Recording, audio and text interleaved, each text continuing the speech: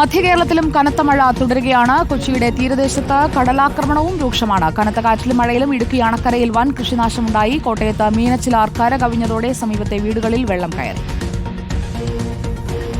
കൊച്ചിയുടെ തീരദേശങ്ങളിൽ കടലാക്രമണം രൂക്ഷമായി തുടരുകയാണ്. കണ്ണമാലി, ചെറിയകടവ്, കൈതവേലി എന്നിവിടങ്ങളിലാണ് രൂക്ഷമായ കടലാക്രമണം. പലയിടങ്ങളിലും കടൽഭിത്തി തകർന്നു കിടക്കുന്നതിനാൽ വെള്ളം തീരത്തേക്ക് ഇരച്ചു കയറുകയാണ്. നൂറുകണക്കിന് വീടുകളിൽ വെള്ളം കയറി.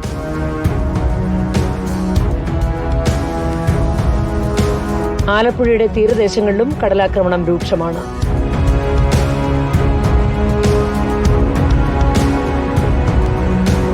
ഇടുക്കിയിൽ ഇടവിട്ട മഴയും കാറ്റും തുടരുന്നു. ജലനിരപ്പ് ഉയർന്നതോടെ കല്ലാർകുട്ടി, പാംബ്ള, മലങ്കര ഡാമുകളുടെ ഷട്ടറുകൾ തുറന്നിരിക്കുകയാണ്. ഹൈറേഞ്ചിലും ലോ റേഞ്ചിലും വിവിധയിടങ്ങളിൽ മരം കടപുഴകി ഗതാഗതം തടസ്സപ്പെട്ടു. പലയിടങ്ങളിലും ദിവസങ്ങളായി വൈദ്യുതി ബന്ധം തകരാറിലാണ്. മുട്ടത്ത് വീടിന്റെ മുറ്റമിടിഞ്ഞുപോയി. ശക്തമായ കാറ്റിൽ അടിമാലിയിൽ 2000 ഏത്തവാഴകൾ നശിച്ചു.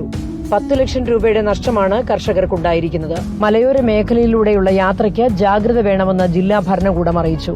കോഴിമലയിൽ ഏലകൃഷിക്ക് വൻ നാശനഷ്ടമുണ്ടായി. കോട്ടയത്ത് മഴയ്ക്ക് ഇന്ന് നേരിയ ശമനമുണ്ട്. എങ്കിലും മീനച്ചിലാറിലെ ജലനിരപ്പ് ഉയർന്നു തന്നെ നിൽക്കുന്നു. മീനച്ചിലാർ കരകവിഞ്ഞ് ഇല്ലിക്കൽ ജംഗ്ഷനിലും പരിസരത്തെ വീടുകളിലും വെള്ളം കയറി. മീനച്ചിൽ താലൂക്കിൽ ദുരിതാശ്വാസ ക്യാമ്പ് തുറന്നു. മറ്റ് ബ്യൂറോകൾക്കൊപ്പം റിപ്പോർട്ടർ, കൊച്ചി.